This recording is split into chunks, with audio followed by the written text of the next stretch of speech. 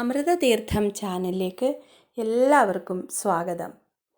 ഈ വർഷത്തെ സ്വർഗവാതിൽ ഏകാദശി അഥവാ വൈകുണ്ഠ ഏകാദശി 2025 ജനുവരി മാസം 10-ാം തീയതി വെള്ളിയാഴ്ചയാണെന്നുള്ളത് എല്ലാവർക്കും അറിയാമല്ലോ. ധനുമാസത്തിലെ വെളുത്ത ഏകാദശി തിഥിയാണ് വൈകുണ്ഠ ഏകാദശി. മനുഷ്യജന്മശേഷം സ്വർഗത്തിൽ വസിക്കാൻ കഴിയുന്നു എന്നത് മാത്രമല്ല, ഇഹലോകത്തും സർവഭാഗ്യാനുഭവങ്ങളോടുകൂടി വസിക്കാൻ ഈ വ്രതം സഹായിക്കും എന്നത് മാത്രമല്ല, പിതൃപ്രീതിയില്ലായ്മ, പിതൃദോഷം, പിതൃകർമ്മങ്ങളിൽ വന്ന ലോപങ്ങൾ മൂലമുള്ള ദോഷങ്ങൾ മുതലായവ അനുഭവിക്കുന്നവരും ഈ വ്രതം അനുഷ്ഠിച്ചാൽ സർവദോഷങ്ങളും അകലുന്നതായാണ് സങ്കല്പം. വൈകുണ്ഠ ഏകാദശിയുടെ വ്രതാനുഷ്ഠാനത്തെക്കുറിച്ച് പറയുകയാണെങ്കിൽ, ഏകാദശിയുടെ തലേന്നാളായ ദശമി ദിവസം ഒരിക്കൽ ഉപവാസം അനുഷ്ഠിക്കണം എന്നതാണ്. അതായത് ഒരു നേരം മാത്രം ഊണ് കഴിക്കുക, രാത്രി വെറും നിലത്ത് കിടന്നേ ഉറങ്ങാവൂ.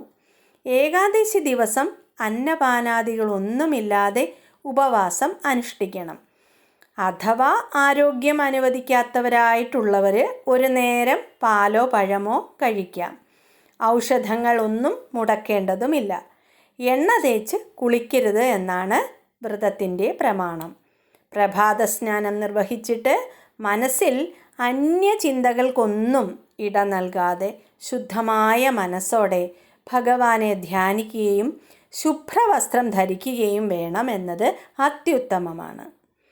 ക്ഷേത്രോപവാസത്തിന് ഏറെ പ്രാധാന്യമുള്ളതാണ് ഏകാദശി വ്രതം. വിഷ്ണു ക്ഷേത്രത്തിൽ ദർശനം നടത്തി ഭഗവാനെ വന്ദിച്ച് പ്രദക്ഷിണം വയ്ക്കുക, വിഷ്ണു സഹസ്രനാമം ജപിക്കുക. ശേഷം മൗനവ്രതം പാലിക്കുവാൻ സാധിച്ചാൽ അത്രയും ഉത്തമമായിരിക്കും.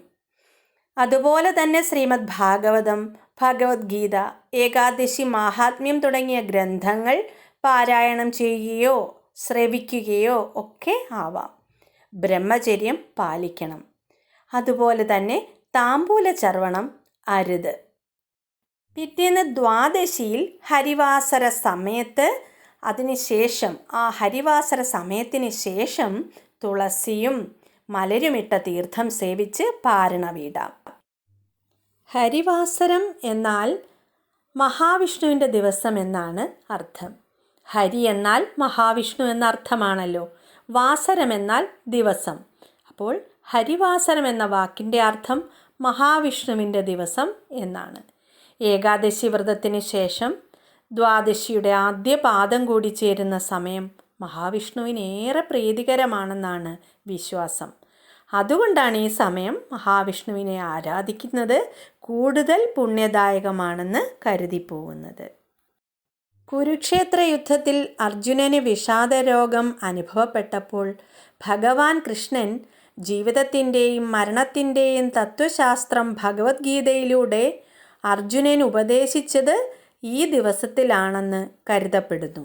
അതിനാൽ സ്വർഗവാതിൽ ഏകാദശി ദിനത്തെ ഗീതാജയന്തി ഉത്സവ ദിനമായും ആഘോഷിക്കപ്പെടുന്നുണ്ട്. മറ്റൊരു ഐതിഹ്യം പറയപ്പെടുന്നത്, ഭഗവാൻ ശ്രീകൃഷ്ണൻ സഹപാഠിയായിരുന്ന കുചേലനെ കുബേരനാക്കിയ ദിനമാണ് സ്വർഗവാതിൽ ഏകാദശി അഥവാ വൈകുണ്ഠ ഏകാദശി എന്നും ഐതിഹ്യമുണ്ട്.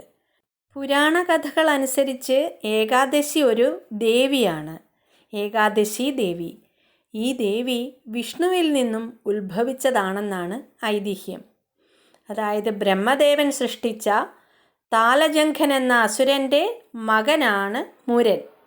ഇരുവരും ചന്ദ്രാവതിപുരിയിലായിരുന്നു താമസം. അവർ ഇന്ദ്രലോകം ആക്രമിക്കുകയും ദേവേന്ദ്രസ്ഥാനം തട്ടിയെടുക്കുകയും ചെയ്തപ്പോൾ ദേവന്മാർ മഹാദേവനെ ശരണം പ്രാപിച്ചു. മഹാദേവനാകട്ടെ അവരെ വിഷ്ണുവിൻ്റെ അടുത്തേക്ക് പറഞ്ഞയച്ചു. ദേവന്മാർ വിഷ്ണുവിനോട് സങ്കടമുണർത്തിച്ചപ്പോൾ വിഷ്ണുവിൽ നിന്ന് സുന്ദരിയും അതീവ ശക്തിശാലിനിയുമായ ഒരു ദേവി ഉത്ഭവിച്ചു. അന്ന് ഒരു ഏകാദശി ദിവസം ആയതുകൊണ്ട് ദേവിക്ക് ഏകാദശി ദേവി എന്ന് പേരിടുകയും ചെയ്തു. ദേവി മുരനെ നേരിടുകയും വധിക്കുകയും ചെയ്യുകയുണ്ടായി. അത് കണ്ട് വിഷ്ണുവിന് സന്തോഷമായി. എന്താണ് വരം വേണ്ടതെന്ന് ചോദിച്ചപ്പോൾ ദേവി പറഞ്ഞു, സ്വന്തം പേരിൽ ഒരു വ്രതമുണ്ടാവണമെന്ന്. അത് എല്ലാ വ്രതങ്ങളിലും ശ്രേഷ്ഠമായിരിക്കണമെന്നും ദേവി ആവശ്യപ്പെട്ടു. മഹാവിഷ്ണു അത് സമ്മതിച്ചു. അങ്ങനെയാണ് ഏകാദശി വ്രതം ഉണ്ടായതെന്ന് ഒരു ഐതിഹ്യം ഉണ്ട്. വിഷ്ണുവിൽ നിന്നും ഉത്ഭവിച്ച ദേവി മുരനെ കൊന്നതുകൊണ്ടാണ് മഹാവിഷ്ണുവിന് മുരാരി എന്ന പേരുണ്ടായത് എന്ന് അറിയപ്പെടുന്നു. സംസാരാഖ്യ മഹാഘോരദുഃഖിനാം സർവദേഹിനാം ഏകാദശുപവാസോയം നിർമ്മിതം പരമൗഷധം. പരമപവിത്രമായ സ്വർഗവാതിൽ ഏകാദശി അഥവാ വൈകുണ്ഠ ഏകാദശി ഏവർക്കും മംഗളങ്ങൾ നൽകട്ടെ എന്ന പ്രാർത്ഥനയോടെ എല്ലാവർക്കും ആശംസകൾ നേർന്നുകൊണ്ട് മഹാവിഷ്ണുവിൻ്റെ അനുഗ്രഹം ഉണ്ടാവട്ടെ എന്ന പ്രാർത്ഥനയോടെ ഒരിക്കൽ കൂടി നന്ദി അറിയിക്കുന്നു. ഓം ക്ലീം കൃഷ്ണായ നമഃ. ഓം നമോ ഭഗവതേ വാസുദേവായ. ഓം നമോ നാരായണായ. ഓം